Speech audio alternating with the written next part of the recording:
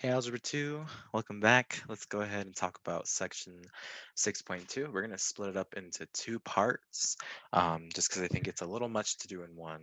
A lot of information to kind of look at. So we're just going to start with part of it. Okay, we're applying properties of rational exponents. Okay, so you can think of this as a little bit of just a little bit of review of some of the stuff we've already done in this class, but now we're applying it to rational exponents, okay? So the idea is that we're going to remember properties of exponents from earlier this semester, and then we're going to simplify expressions that are in exponential notation involving, oh, sorry, didn't see this there, involving rational exponents. So, um, power to a power, multiplying two bases that are the same with different exponents. What do we do with the exponents? A lot of stuff from 5.1, if you remember. And then we're going to simplify nth roots that have just numbers in them, okay? So kind of similar to when we simplified radicals back in chapter 4, simplifying some square roots that we can't, they aren't perfect squares, but they have perfect squares inside of them. We're going to extend that to nth roots, okay? So let's first go ahead and just remember our properties of the exponents, okay? And hopefully this is review, but if it's kind of fuzzy in your memory, that's the point of us doing this. Okay, so just kind of remember some of them, such as, if we have some base to the m times that same base to the n, what do we do with the exponents? We add them. Okay, if we have a to the mth power, and then that's raised to the n, that's just going to be a to the m times n. Okay, and then if we have, sorry, I lost my place. If we have division, so a to the m divided by a to the n, then we have a to the power of m minus n, right? When we divide the bases, we subtract the exponents. We never, ever, ever subtract the bases, right? Whenever we divide, we're dividing, you guys remember? The only subtraction that goes on is with exponents. We never, ever subtract the bases, okay? I saw a little bit of that on the midterm. So I kind of want to make sure we're on the same page with that. And then something else we have, if I have a times b, so two different numbers, and they're raised to some power, then I can distribute that power. So a to the m times b to the m. And then same thing if I have division. So if I have two bases that are different being divided, raised to the m, then I get a to the m divided by b to the m. And then last but not least, I have my negative exponents, right? If I have a to the negative m, I can rewrite that with a positive exponent by doing 1 over a to the power of positive m. Okay, so I take the reciprocal. Okay, so 6 different properties. We have 1, 2, 3, 4, 5, 6. Okay, so if you had some trouble with 5.1, this is kind of our chance to kind of improve those skills a little bit, okay? So let's use them. Let's simplify some expressions using these properties. Okay, we have 4 right here just to get some good practice. Start with a. 2 to the 3/4 times 2 to the 1/2, okay? So our bases are the same. So that means that we're going to be able to combine them using addition in the exponents. So 3/4 plus 1/2. Okay, so that's what our answer is going to be. We got to figure out what 3/4 plus 1/2 is, right? So let's do that on the side. So we're going to add 3/4 and 1/2. We need a common denominator, which is going to be 4 in this case. Let's multiply 1/2 by 2 by 2. That's going to be 3/4 plus 2/4, which is going to be 5/4. So 2 to the 5/4 power.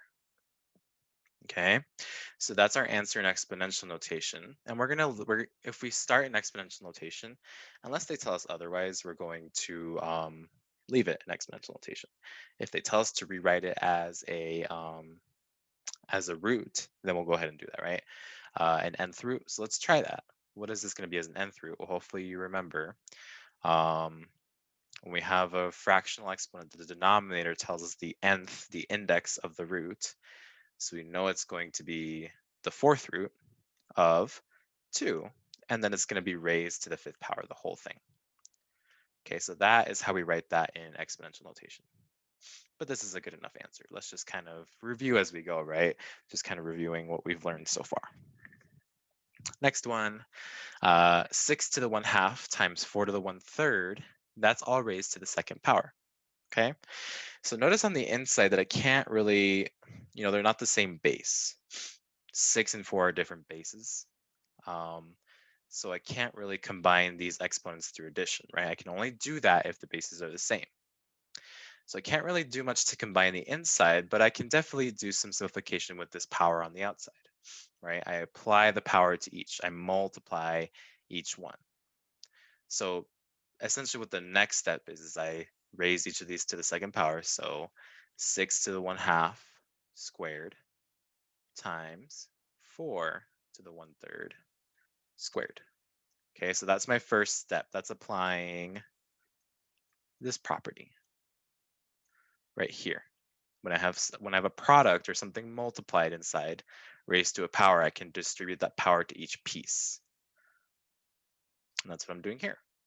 And then I'm using the other property where if I have a power to a power, those powers just get multiplied. Okay. So what's 1/2 times 2? They're reciprocals of each other, so they simplify out to 1. So this is just going to be 6 to the first power, and we'll just leave it at 6. Times 4 to what power? 1/3 times 2. That's going to be 2/3. Okay, so this is our answer written in exponential notation. We can't go any further because I can't combine these at all, right? And the reason why is because if I think about this written in root or in our nth root notation, our radical notation, it's going to be the third root of 4 squared. So if I write that out in radical notation, I have 6 times the fourth root of 4. Ooh, sorry about that. Should be the third root. And I'm going to use parentheses as well because the whole thing is going to be squared. So the third root of 4 squared. Okay, and so because of that, I can't really do much with, I can't really do much with the 6 because the 6 is not a like term. If this was a cube root of 6, then I could do something. But in this case, I can't really do much. So this is our final answer. Okay, 6 times 4 to the 2/3. Let's keep going. C, 3 divided by 3 to the 1/4. Okay, we have division, same basis, and so we would subtract the exponents. We don't have an exponent on the 3, but remember, that's just technically 3 to the first power, right? So if I subtract these exponents, 3 to the 1 minus 1/4. Okay, so 1, that's 4/4, right? Minus 1/4, that's going to be 3/4. So this is equal to 3 to the 3/4. Okay, and then we can rewrite that in radical notation if we'd like.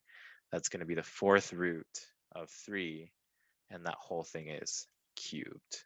Okay, so that's what it looks like in radical notation, but we'll leave it in exponential because that's what we started with. And then the last piece of this one, we got a little bit more going on, okay? So notice that these bases are not the same again. However, one thing is the same, the exponents. And we do have something that looks like that in our properties. Okay, it's going to be this one right here. And we're starting on the right actually, right? Because we have that 56 to the 1/4 over 7 to the 1/4. The exponents are the same, so I can actually raise the entire fraction to the 1/4 power. Okay, so how am I going to do that? Or what does that look like? Let's do it. So this right here is going to be equal to 56 over 7 to the 1/4 power, right? Because when I distribute this 1/4, I get this back, okay? Why do I want to do that? Well, because this is raised to the 5th power. Oh, and then I can just multiply these exponents together. So I get 56 over 7 to the 5/4 power. And I can do one more thing. This 56 divided by 7, that's going to be 8. So my final answer is 8 to the 5/4 power. Okay. Not too bad. And then if I write that in exponential notation, I get the fourth root of 8 raised to the 5th power. Okay, nothing crazy there. All we're doing is kind of using the exponential properties that we've learned already. All right, so now something that we want to go ahead and try. Actually, I'll go ahead and just to keep these videos a little bit shorter, we'll do that in the second part of the video. Okay, so meet me in the second part of this videos for section 6.2a.